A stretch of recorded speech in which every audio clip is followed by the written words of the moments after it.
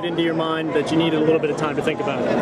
You know, I think before any kind of decision like that, Joe, you've got to, you know, make a family decision, get some advice from Hugs. You know, he's kind of the godfather to all of us young guys and leads us in the right direction. So I just wanted to run a few things by him and make sure everything was good. And, you know, I knew at the bottom of my heart I was going to take the job.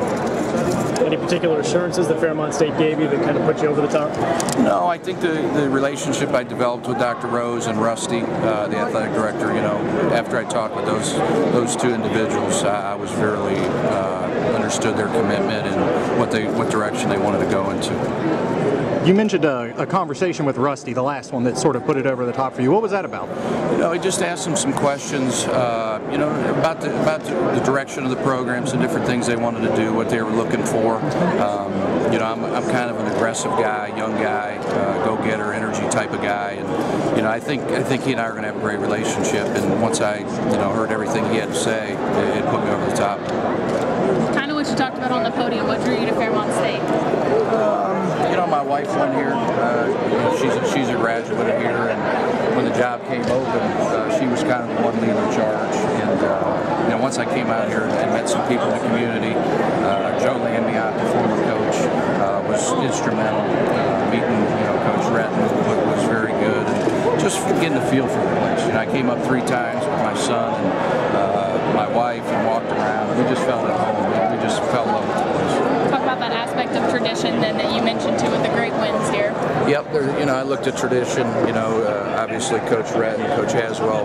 You know, the thing that I really studied was where those players come from. A lot of those players are from Ohio, and those are my roots and places that I'll recruit to. And I think, you know, if we can get a combination of Division I transfers along with some good high school kids, we can really make this thing work. Would you be able to pick out one single thing that made you say yes to the job? Probably after meeting Coach Retton. You mentioned your staff briefly. Can you talk a little bit about it? Yeah, Joe. Paul Molinari's a big brother to me, older guy. Been in the Division I business for 22 years.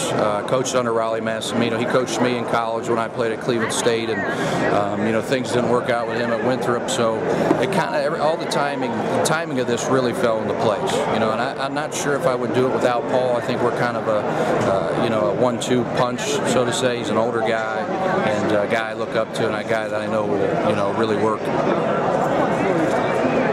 What's step one for you? You mentioned 6 a.m. practice tomorrow, maybe. Yeah, I'd say practice tomorrow morning and then recruit. You know, it's all. You know, you're only as good as your players. You know, I'm not going to reinvent the game, so I got to go out and recruit good players, get a good mix, get a feel for our current players, guys we have coming back. You know, Isaac Thornton is a terrific player, a guy that came from Martinsburg. You know, I want to give Isaac a team that can make a deep postseason run in the NCAA tournament. I want to surround him with very good players. I think he's a terrific player and deserves a chance to go deep in the NCAA tournament. You've obviously been with Coach Huggins for a number of years, and obviously it's a great opportunity for you, but how difficult is it to say goodbye to a guy that meant a lot to you? Yeah, it means a lot. Can you talk about what kind of offense and defense you want to install? Yeah, you know, offensively we're going to run, we're going to get out, we're going to get easy baskets. Defensively we'll play a lot like we do at West Virginia. We'll get up, we'll take things away, we'll press, we'll get up and down. I think, you know, you got to see what type of team we're going to put together. If we put the type of team that I want to put together, we'll be very athletic, we'll be tough, we'll take people out of things. You know, I think you steal ideas from different guys, to be honest with you. You know, you steal some of the things that Coach Massimino taught me, some of the things that Hugs, and the guy that, you know, I haven't really mentioned was Jeff Young at Walsh. You know, we won a national championship there. He's a phenomenal coach, a guy that's a great Division II coach that I bounced a lot of things off because he knew this level more than Coach Huggins and Coach Massimino, to be honest with you. You talked about Isaac. How much, if anything, do you know about the rest of the team? You know, I came to a game last year. I snuck in here with my wife because I kind of knew the position would be open. So I'm starting to get familiar with those kids. I think I've got to earn their trust. They've got to, you know, we've got to come together and we all got to get on the same page. And I think it just takes time. You know, everything in life takes time, and we'll make it work.